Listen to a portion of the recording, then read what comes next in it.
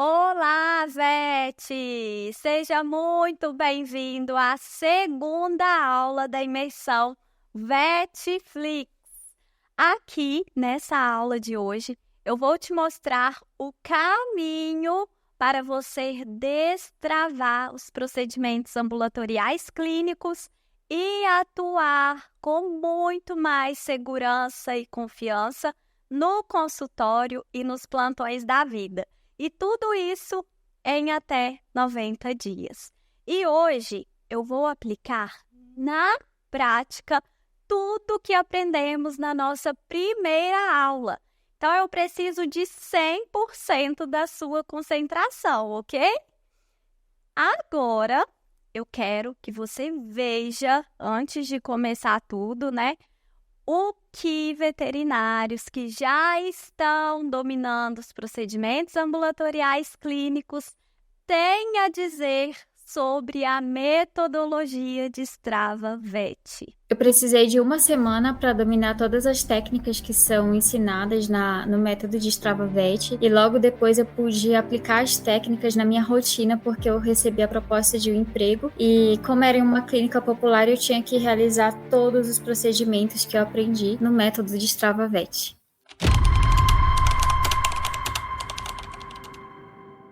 Olá, meu nome é Carolina, sou médica veterinária recém-formada, me formei no final de 2023 e atualmente eu sou residente em uma clínica veterinária na capital de São Paulo. Antes de conhecer o método de Strava Vet, eu era uma pessoa extremamente insegura, tinha medo de realizar vários procedimentos que eram considerados procedimentos simples, como fazer acesso venoso, fazer coleta de sangue, principalmente na frente do tutor. Eu acho que é o sentimento que mais prevalece para o recém-formado, né? A insegurança e o medo.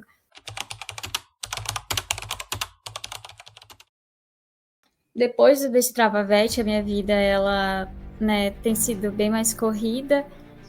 Perdi a insegurança de fazer vários procedimentos, principalmente procedimento ambulatorial. Eu me sinto mais segura para falar com o tutor, para explicar as situações, porque o método de Strava Vet, ele ajuda bastante a você perder essa insegurança mesmo, principalmente se você é recém-formado. E assistir esses relatos pode gerar em você aquela sensação: nossa, é muito bom para ser verdade. E tá tudo bem, mas depois da aula de hoje, eu tenho certeza que você vai ver que é algo que está aí, ao seu alcance. Mas antes da nossa prática, eu queria revisar o conteúdo da nossa última aula com vocês. Então, vamos lá.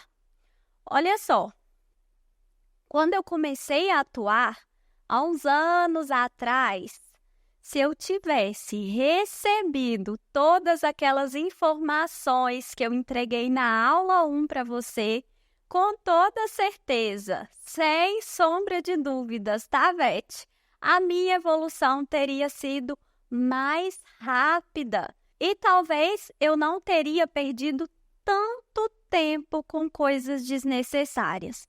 Então, vamos recapitular o que aprendemos até aqui? Eu só quero fazer um pedido para vocês. Se você chegou hoje aqui e essa é a sua primeira aula, eu vou pedir para você pausar esse vídeo e ir na descrição dele. Lá, nessa descrição, tem um link da primeira aula. Então, você vai clicar nesse link, assistir a primeira aula. Por que, Fabiola, que eu preciso fazer isso? Porque senão você vai ficar perdido na aula de hoje, tá? E eu preciso que você assista, pois acompanhar a prática de hoje sem o conhecimento que eu passei na segunda-feira vai te deixar perdido. Agora que já estamos todos alinhados, nós vamos relembrar da nossa última aula. Na segunda, eu te apresentei os princípios fundamentais para destravar o seu atendimento ambulatorial e montar o seu raciocínio clínico. Você lembra aí quais são esses pilares? E para te relembrar, os 3 princípios são: o primeiro, listar os diagnósticos diferenciais. O segundo, escolher os exames laboratoriais e de imagem. E o terceiro, definir o diagnóstico final ou presuntivo e escolher o tratamento. Então, Vete, na primeira aula eu te mostrei que o primeiro princípio, do atendimento era listar os diagnósticos diferenciais. E como que você vai fazer isso? Listando sempre do diagnóstico mais provável para o menos provável. Isso já vai te direcionar muito para o diagnóstico final, além de te orientar nas escolhas dos exames, que já é o nosso segundo princípio do atendimento. E depois eu te mostrei o segundo princípio. Após vocês já terem listado os possíveis diagnósticos diferenciais, a partir deles vocês vão escolher os exames que vocês farão para descartá-los ou até mesmo confirmá-los. Mas para fazer essa escolha, é sempre importante focar na ordem de prioridade dos diagnósticos. Caso contrário, você vai se perder no meio de tantos diagnósticos e também na sua conduta. E para finalizar, eu te mostrei o terceiro princípio, que é o diagnóstico final e tratamento. Então, depois de reduzir significativamente a sua lista de diferenciais, com toda certeza vai sobrar aquele diagnóstico definitivo, o mais provável. E a partir dele, você vai escolher a sua conduta terapêutica. Eu gosto, gente, de mostrar isso aqui porque fica muito mais fácil de entender, tá? E não tem jeito. Um VET confiante no atendimento é um VET que se torna referência na sua área de atuação. Quem aqui não quer ter reconhecimento profissional e ser conhecido na sua região como um excelente médico veterinário? É por isso que hoje nós vamos aprender o que vai te fazer ser referência aí na sua cidade.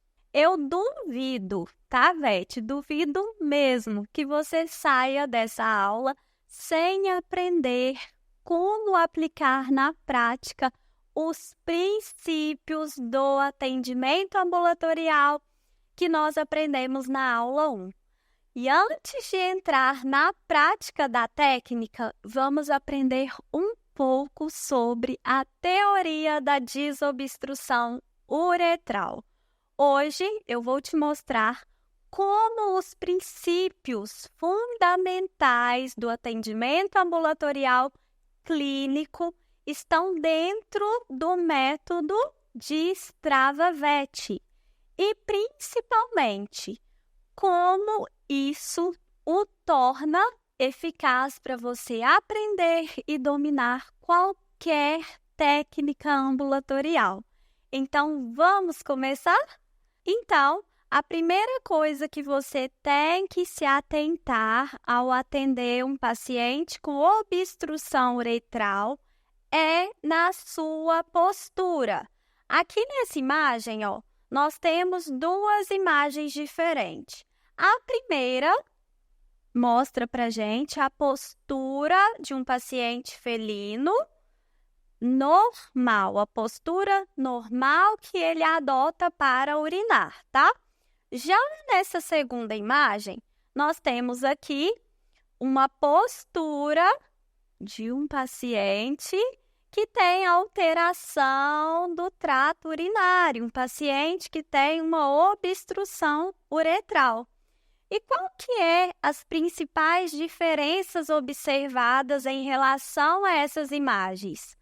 Olha só, Vete, nessa imagem aqui, que nós temos uma postura de esforço do paciente felino, ele está com a cabeça ligeiramente inclinada para baixo. Ele pode vocalizar na hora de tentar urinar, tá? Por dor, por dificuldade, diferente do felino que está com a postura normal. Nesse felino aqui, ó, nós observamos a cabeça elevada. Ele não vocaliza. Outra coisa que também chama a atenção nossa nessa imagem é o dorso desse felino curvado. Então, nós temos cabeça ligeiramente inclinada para baixo e dorso curvado.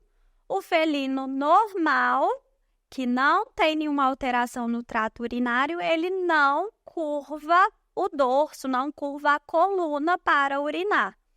Outro ponto muito importante que tem que ser observado é a articulação do joelho flexionada.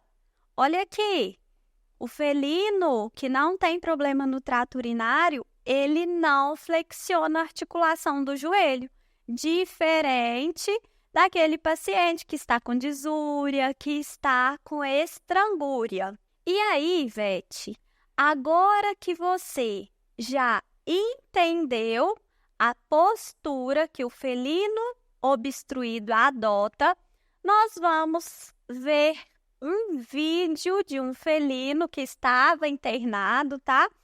Apresentando aí estrangúria, disúria e hematúria no internamento. Agora vai ficar muito mais fácil para vocês compreenderem a postura que eu falei para vocês.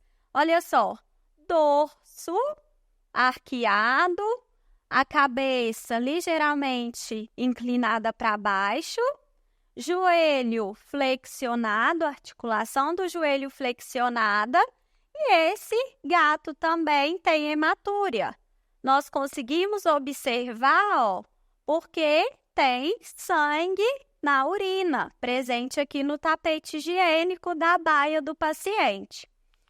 E vocês devem estar me perguntando assim, professor, ok, você mostrou aqui qual é a postura que o gato ou o felino que tem alteração no trato urinário apresenta, mas não falou para gente como que a gente vai chegar nesse diagnóstico. E é aí que vem o ponto-chave da nossa aula. Nós vamos começar a aplicar aqui tudo que eu falei para vocês dos princípios do atendimento ambulatorial clínico. E o primeiro passo é identificar se o paciente está obstruído ou não.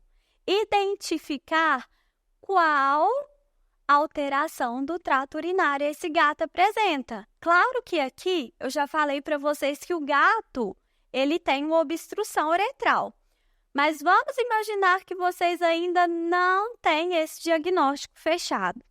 Então, a primeira coisa que vocês vão fazer é, ao receber esse paciente no consultório, iniciar a anamnese bem feita, a coleta de dados da anamnese desse paciente.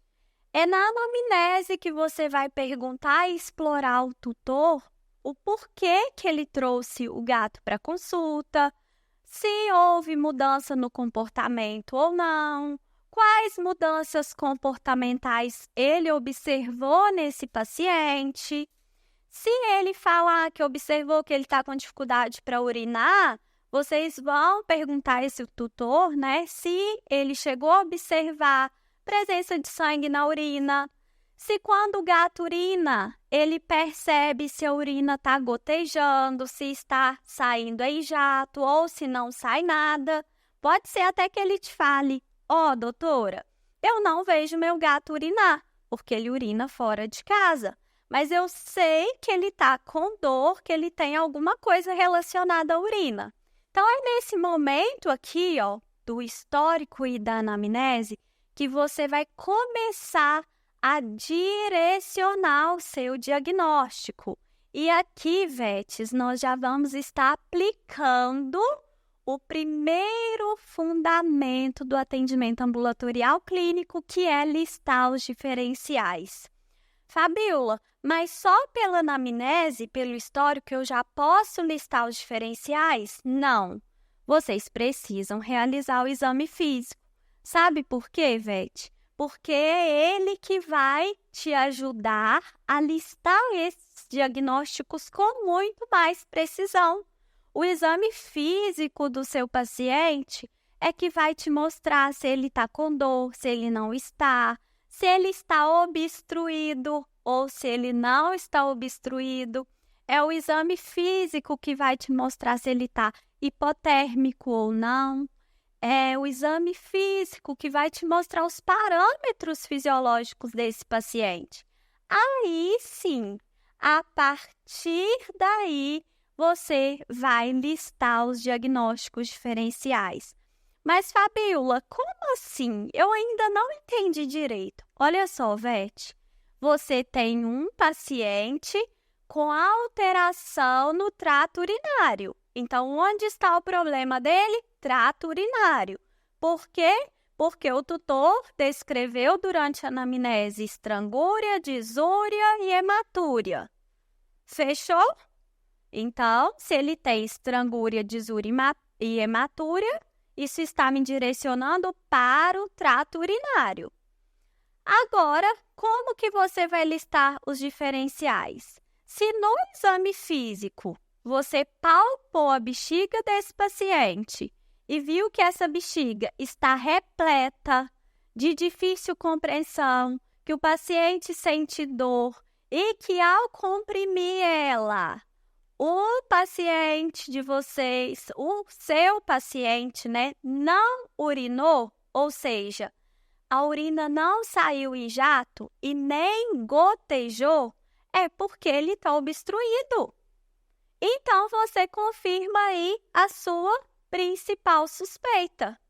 Ah, Fabíola, ok, mas quais são os outros diferenciais? Então, vamos lá.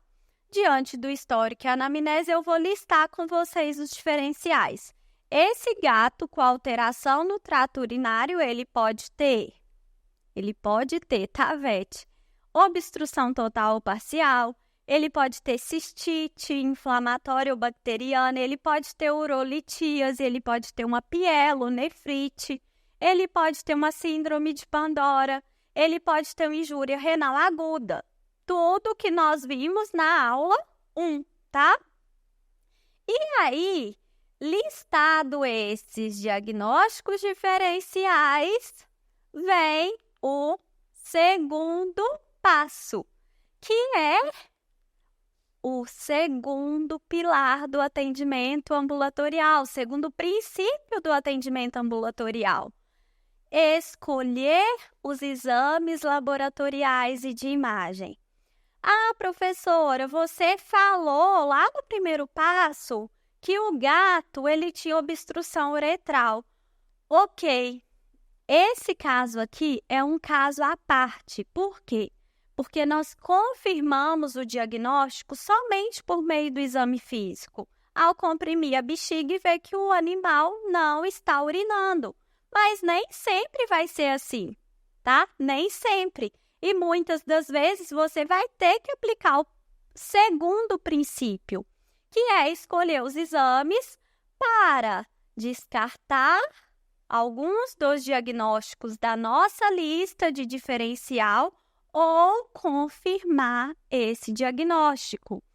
Mas nesse caso aqui, mesmo sabendo que o paciente ele tem uma obstrução uretral, Vete, nós temos que fazer exame, porque nós precisamos descartar as causas primárias que levaram à obstrução e as causas secundárias ao processo de obstrução uretral. E se a gente for pensar nessas causas, quais são? Olha só, uma urolitíase, a presença de sedimentos na bexiga, pode causar, na bexiga não, né, Vete? Na vesícula urinária, pode causar uma obstrução. seja ela por cálculo ou por plugs uretrais. A obstrução, por si só, ela pode levar à azotemia, que é o aumento de ureia e creatinina. Esse paciente também pode apresentar hipercalemia, ou seja, distúrbio eletrolítico, distúrbios metabólicos. Então, nós vamos precisar de exames. Esse gato, ele também pode ter uma obstrução por processo neoplásico. Ele pode ter uma cistite associada, que está na maioria das vezes. Então, eu preciso de outros exames para fechar por completo esse diagnóstico. E é aí que nós vamos fazer as escolhas dos exames laboratoriais e escolher os exames de imagem. E, a partir deles, interpretar os resultados. Porque nada adianta também você saber escolher os exames laboratoriais se você não sabe interpretá-los, tá? Então, nesse caso, Vete, quais exames que nós poderíamos aqui escolher para esse paciente? Com toda certeza, a gente vai precisar fazer um ultrassom abdominal. Fabiola, você faz ultrassom antes ou após a desobstrução? Na maioria das vezes, eu faço pós-desobstrução, tá? Mas tem VETs que preferem fazer o ultrassom antes para confirmar a obstrução. Mas, para mim, a obstrução a gente confirma na prática por meio do exame físico. Então, eu realizo depois para ver se ficou algum cálculo ali na vesícula urinária, ou muito debris celulares, coágulo. É aí que eu faço o ultrassom, depois da desobstrução.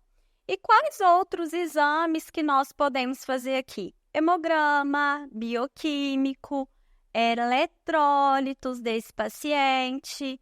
Quais eletrólitos? Sódio, potássio, fósforo, cálcio, tá? E, além disso, urinálise. E quando a gente já tiver os resultados em mãos, aí sim entra o terceiro passo, que também é o nosso terceiro princípio do atendimento ambulatorial, que é fechar o diagnóstico desse paciente. Por meio dos exames, eu sei que ele, além de ter uma obstrução, ele tem também uma azotemia associada, ele tem uma hipercalemia, tá? E eu sei também que ele tem uma cistite. Então, esses exames me ajudam muito. Mas, Vete, já tendo o diagnóstico fechado, nós vamos ter que instituir o tratamento para esse paciente. Mas, professora, tá bom, o gato tem cistite, ele tá azotêmico e ele tá obstruído. Por onde que eu vou começar? Vete, olha aqui. Esse paciente, ele tem uma obstrução, provavelmente, secundária à presença de sedimentos e inflamação da bexiga, cistite. Mas ele está azotêmico devido à obstrução. Então, a primeira coisa que tem que ser corrigida é a obstrução uretral. Senão, eu não vou conseguir resolver as outras coisas. Então, o próximo passo, a partir do diagnóstico fechado, é realizar a desobstrução uretral. Ah, professora, mas eu preciso desobstruir para começar as medicações? Não. O paciente está no acesso, ele vai ter que ser sedado, então você já pode começar tudo junto, faz as medicações, ok? E aí, Vetes, uma pergunta que sempre surge. Professora, você realiza a sondagem uretral primeiro ou a cistocentese de alívio? Vete, olha só, a cistocentese de alívio ela pode ser realizada. Hoje nós temos aí vários artigos que falam dos seus benefícios, tá?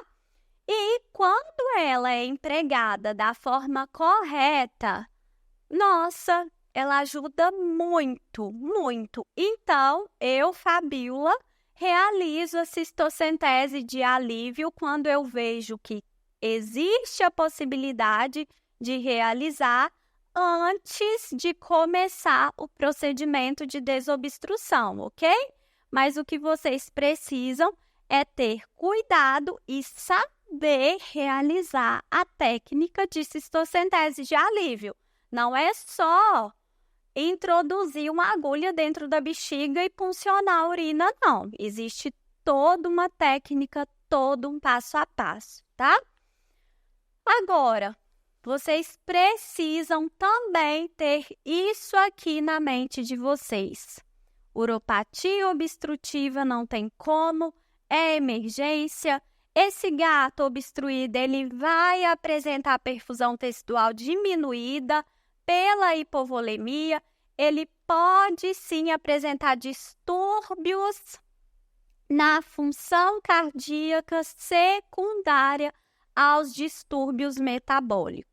Então, vocês precisam agir rápido. Não dá para deixar o gato obstruído no internamento para ser desobstruído por outro colega no outro dia. Você precisa dominar essa técnica e precisa agir. Por quê? Se esse gato vir a óbito no seu plantão porque você não soube desobstruir, a culpa, infelizmente, vai ser sua, tá? Então, vamos lá. A primeira coisa, o gato ele precisa estar anestesiado. Após anestesiar esse gato, vocês vão massagear o pênis dele delicadamente, tá, Vete? Massageou o pênis, muitas das vezes, quando a obstrução é por plugs uretrais, a gente já consegue até resolver o problema. Quantas vezes eu já desobstruí gato só com a massagem peniana? Mas outras vezes, só a massagem não é suficiente. Aí a gente precisa continuar, tá? As outras técnicas que são recomendadas, os outros passos que são recomendados, que é comprimir a bexiga cuidadosamente, tá, Vete? Por quê? Porque a gente massageia o pênis e comprime a bexiga para fazer uma pressão contra o ponto obstrutivo para ver se o plug vai ser eliminado. Mas é cuidadosamente, para você não romper a bexiga nesse momento, tá? Aqui, nesse momento, eu já recomendo que vocês tenham realizado a cistocentese de alívio. Mas se você ainda não tiver realizado, você pode realizar ela aqui nesse momento. Ah, professora, eu prefiro não realizar. Então, você vai para o quarto passo, tá? Qual é o quarto passo? Expor o pênis, novamente, higienizá-lo com solução fisiológica mesmo, tá, Vete? E inserir a sonda lubrificada ou catéter cuidadosamente. Qual sonda? O catéter Buster, que é a sonda hoje em dia mais recomendada para desobstrução uretral em felinos. Mas vocês também podem utilizar o catéter venoso mesmo para desobstrução, tá? Eu só não recomendo que vocês usem a sonda uretral número 4. Professora, por quê? Eu já realizei isso várias vezes e nunca aconteceu nada. O que a gente percebe na rotina clínica, Vete? Eu nem sei se tem um embasamento científico, algum estudo em cima disso, detalhado. Mas o que eu vejo é que a maioria dos pacientes que eu recebo na minha rotina com complicação pós-desobstrução foi porque o médico veterinário utilizou a sonda uretral 4. Se nós temos o catéter Buster, que é uma sonda que se aplica muito bem para os gatos, que foi feita para os gatos e que tem a anatomia apropriada para acoplar no pênis do gato, por que não usar? Ok? Então, vocês vão lubrificar essa sonda e inserindo cuidadosamente.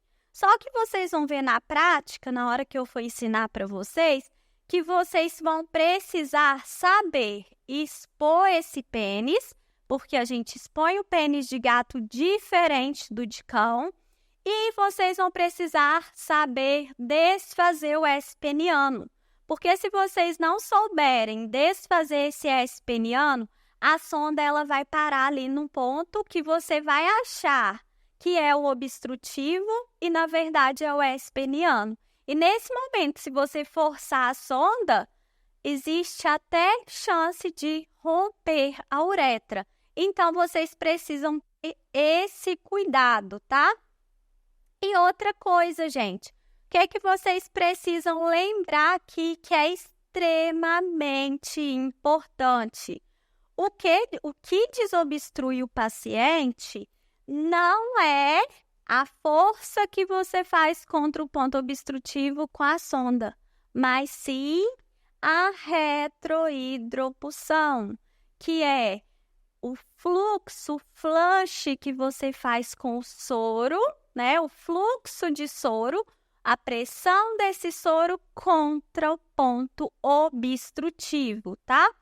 E à medida que você vai fazendo essa pressão com o soro contra o ponto obstrutivo, você vai ir progredindo lentamente essa sonda. Eu vou mostrar na prática para vocês, tá? Vocês vão progredindo lentamente, tá? O catéter e a sonda com muito cuidado para não ter ruptura de uretra.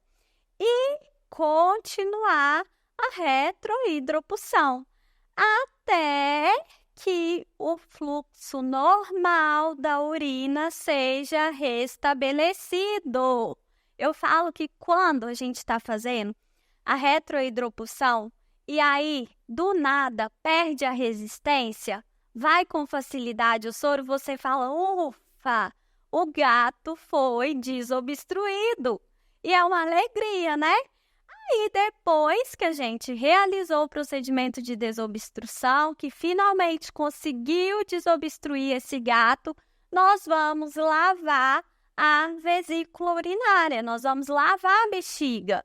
Por quê? Porque nós precisamos retirar debris celulares, coágulos, né? Para evitar com que esse paciente obstrua novamente. Fabíola, eu vou lavar quantas vezes essa bexiga? Olha só, eu não vou entrar em detalhes aqui, porque todas as dúvidas relacionadas a essa técnica que eu estou mostrando aqui para vocês hoje, eu vou retirar na nossa última aula, tá? Então, eu vou focar nessas dúvidas com vocês e vou retirar todas elas, para não prolongar muito a aula. Mas eu já deixo aqui que vocês vão ter que lavar quantas vezes forem necessárias. Mas tem uma dica aí para vocês saberem quando parar ou não, e eu vou chegar nela daqui a pouco. Aqui, Vete, eu coloquei essas duas fotos só para exemplificar melhor a desobstrução para você. Olha só, é sempre importante realizar a tricotomia ampla da região perianal, porque talvez seja necessário, né, a fixação dessa sonda. Aqui, a gente consegue perceber, ó, o gotejamento da urina pós-desobstrução. O paciente tem hematúria visível tanto na urina presente na seringa, quanto aqui está gotejando. E essa sonda, Vete, que é o catéter Buster, que eu tanto falo aqui para vocês, ele se adapta muito bem à região de prepúcio. Então, nós podemos fixar utilizando fio de sutura mesmo. E aqui é só uma foto explicativa, ó, mostrando a sonda dentro do canal uretral.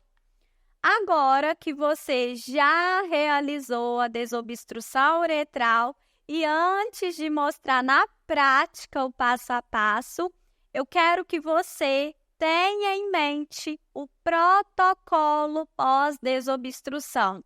Professora, eu vou ter que instituir antibiótico? Olha só, a utilização de antibiótico terapia e anti-inflamatório é preconizada, tá? Mas você vai ter que avaliar o seu paciente. Será que o seu paciente precisa de antibiótico? Será que o seu paciente precisa de anti-inflamatório? Anti-inflamatório, na verdade, nós prescrevemos para todos, mas antibiótico não.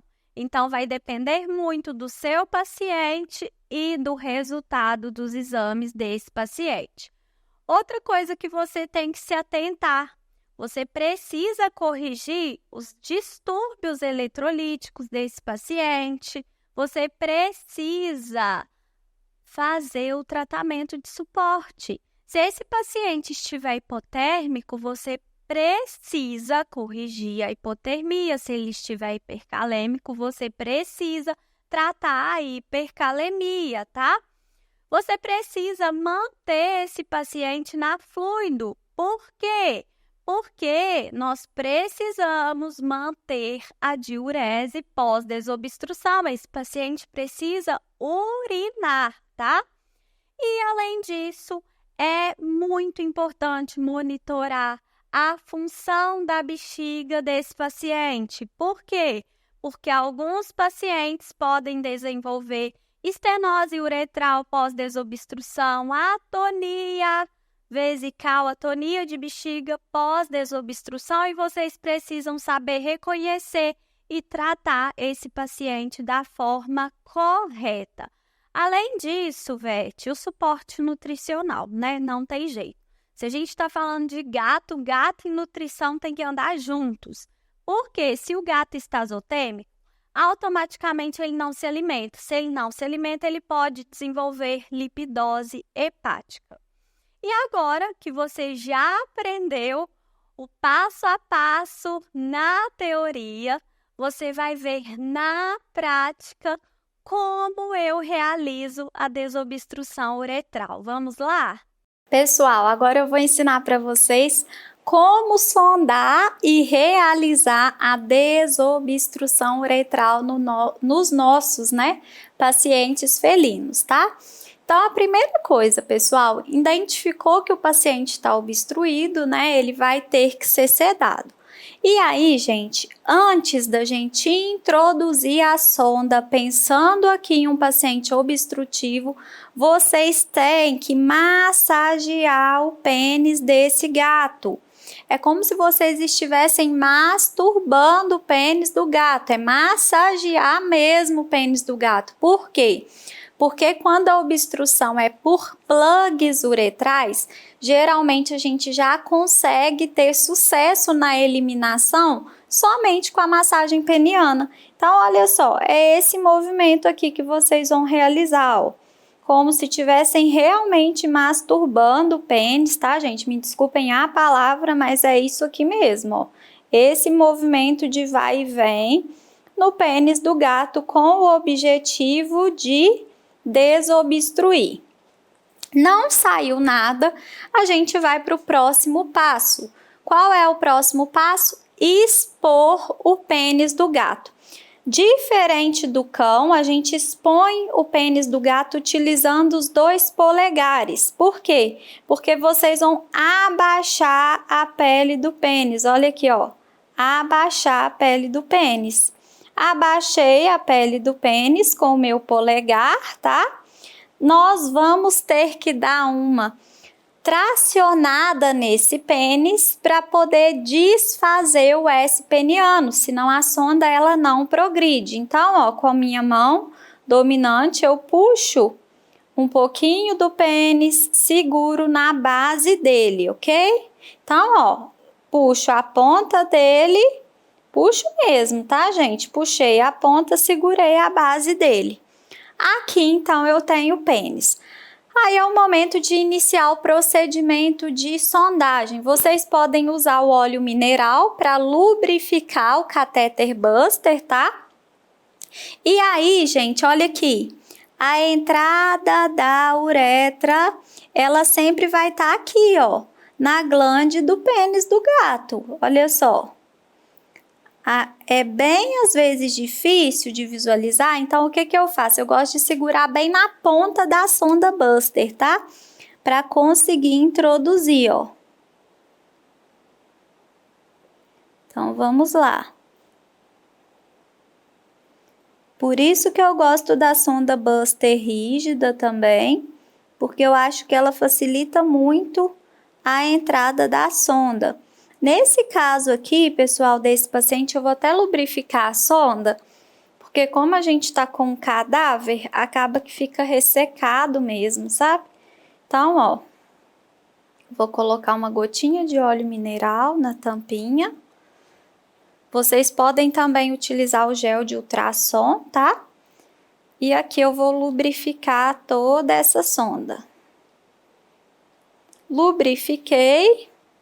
Mais uma vez, vamos tentar aqui colocar a sonda.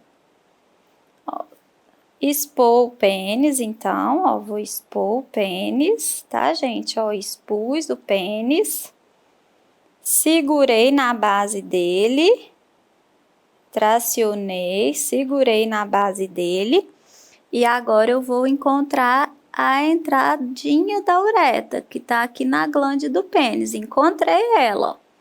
Encontrei ela, eu vou introduzindo essa sonda lentamente. Aí, pessoal, olha só, a sonda parou de progredir. Pode ser duas coisas, tá? Ou a gente parou no ponto obstrutivo, ou então ela tá no S peniano. Aí eu preciso puxar a minha mão para frente, olha aqui, ó. Esse movimento, puxei a minha mão não dominante, juntamente com o pênis em minha direção para desfazer o S peniano, e aí sim eu vou continuar introduzindo a minha sonda, ok? Aí vamos imaginar aqui que a sonda não progrediu. Então é aqui que está o ponto obstrutivo. Qual que é o próximo passo?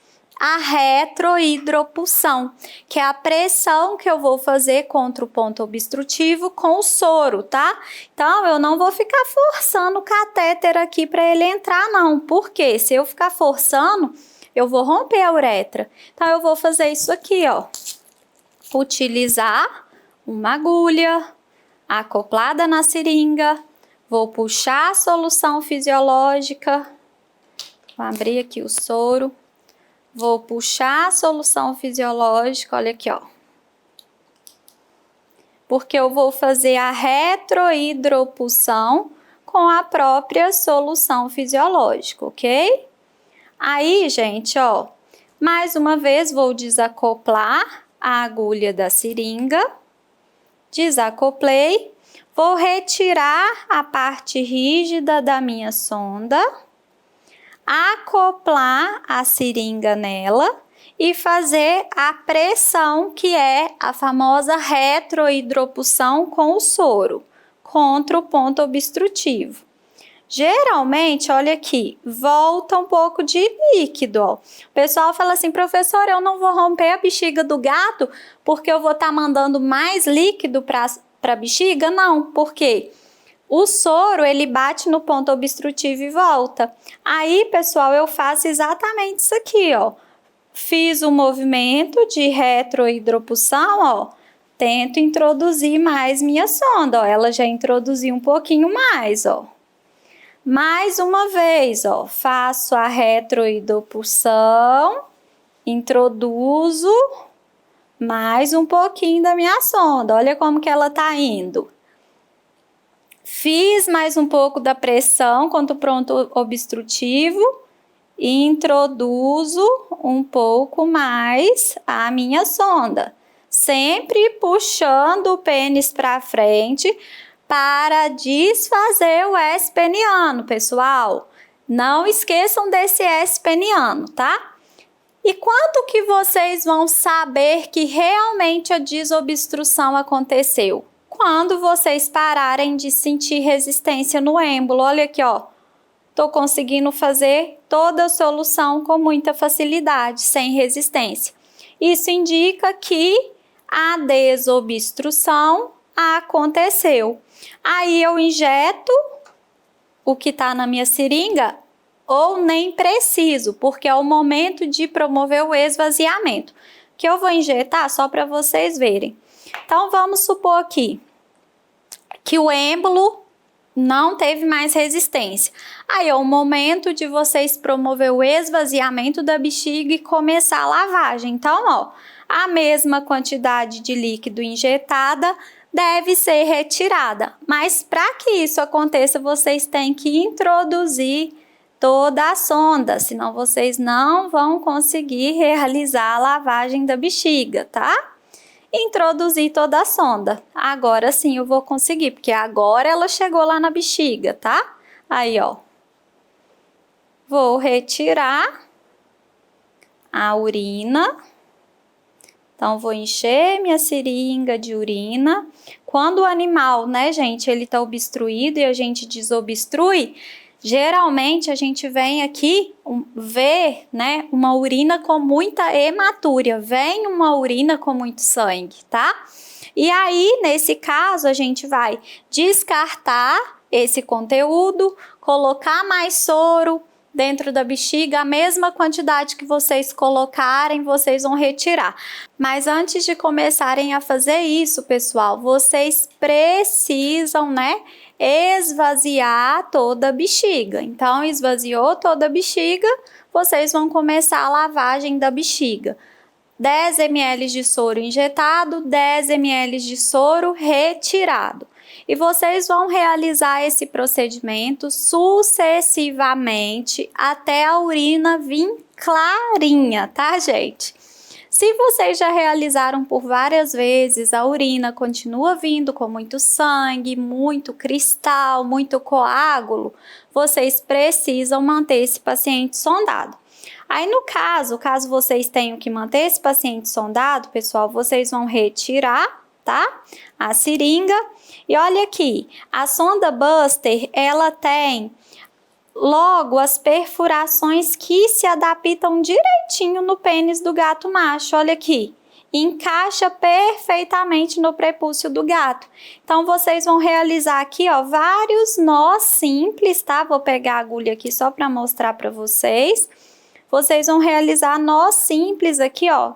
Vão inserir o fio de sutura aqui, passar ele na pele do prepúcio, tá? E dar um nó simples. E aí vocês podem fixar essa sonda dessa forma, com vários nós, tá? Simples aqui no prepúcio. Não tem segredo.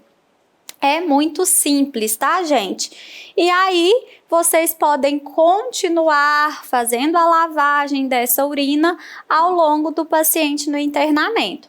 Se a urina vocês lavaram e veio dessa cor aqui, que é a coloração normal, já não tá vindo muito cristal mais, ótimo. Aí o que vocês vão fazer? Retirar essa sonda, ok? Então, pessoal, é assim que se realiza a sondagem uretral no macho felino, a desobstrução uretral, tá bom? É só vocês seguirem esse passo a passo que eu tenho certeza que vocês terão sucesso. E não se esqueçam, por favor, de sempre tracionar o pênis, tá? Para desfazer o S peniano. E aí, Vete, você conseguiu absorver essa parte prática? Essa é apenas uma das diversas técnicas que existem no curso de Strava VET. E agora, depois dessa aula intensa, né, Vetes? A mente precisa, com toda certeza, processar todas essas informações. Por isso, eu já adianto aqui para vocês que na aula 3 você vai tirar todas as suas dúvidas, tá? Dúvidas essas que possam existir aí na sua cabeça relacionadas à nossa aula. Essa imersão, ela é dividida em 3 partes e a próxima aula é a mais importante de todas. É nessa aula que você vai aprender, que você vai entender o caminho que o time de Strava-Vet segue para dominar os procedimentos ambulatoriais clínicos em até 90 dias.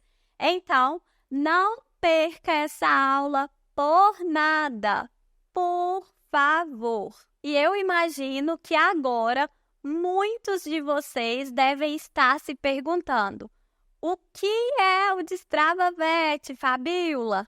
O Destrava-Vet é a minha comunidade, onde estão os meus alunos que também são médicos veterinários, que tinham insegurança para atuar na rotina clínica, que não conseguiam desenvolver um raciocínio clínico, não conseguiam criar um raciocínio clínico e que hoje dominam o atendimento ambulatorial clínico com muito mais segurança e são, inclusive, referência na sua região.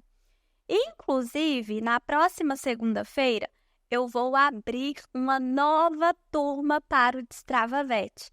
E na aula de sexta-feira, eu vou te explicar mais detalhadamente sobre o Destrava-Vet. Vet, eu estou me dedicando ao máximo para entregar o melhor conteúdo que eu consigo em um espaço bem curto de tempo. Agora, se você tiver alguma dúvida, aqui embaixo tem a opção de mandar. Envie, que vai ser um grande prazer poder te responder.